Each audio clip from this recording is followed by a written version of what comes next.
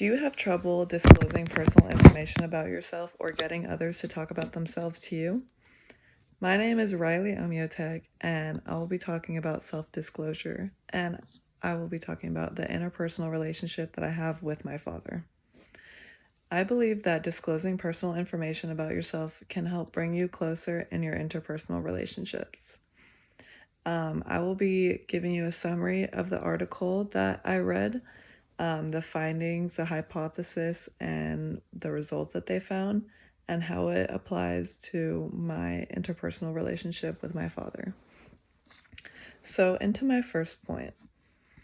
So, the title of my article is Father Young Adult Relationship, Interpersonal Motives, Self Disclosure, and Satisfaction.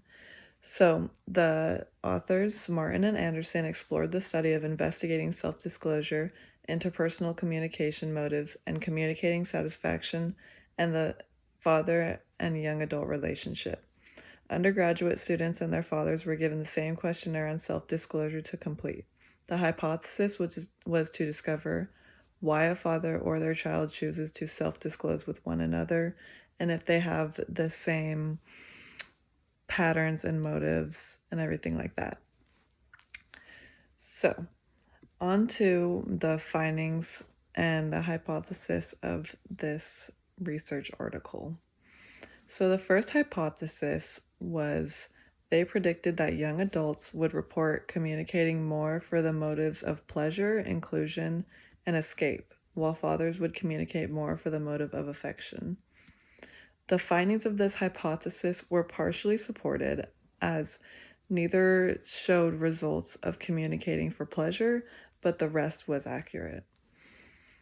So, the second hypothesis was hypothesis 2 predicted that fathers self-disclosed would be similar to their young adults' self-disclosures, so they would be doing the same methods. And this hypothesis was fully supported, and that if they had the same methods and ways of self-disclosing and the same goals in that, then their child would be doing the same, and that was supported.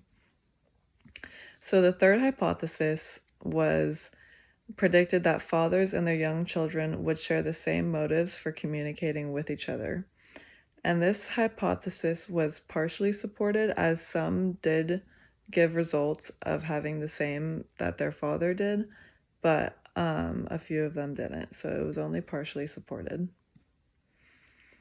So how does this apply to my own life?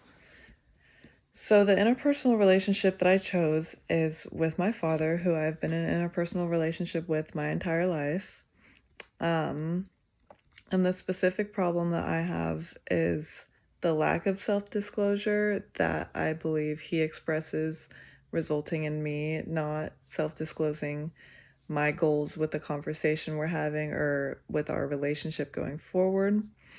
And a specific example is my father will not tell me how he feels or what he wants, and instead will argue, and we won't get far in a conversation, and rather than telling me what his true feelings are.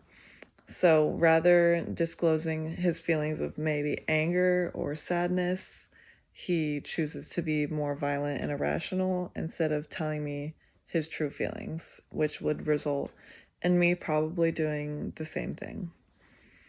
So a way that I will behave differently is encouraging my dad to self-disclose and tell me how he feels, and also try to do the same so that he can go off of the way that I'm acting, and I will try to be more not going off of how he's acting.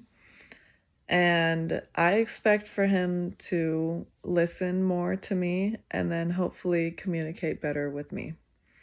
In conclusion, I believe that disclosing personal information about yourself can help bring you closer to your interpersonal relationship and help improve your communication skills in that relationship. And I hope that there is less trouble disclosing personal information about yourself and others talking to themselves about you if you have that problem.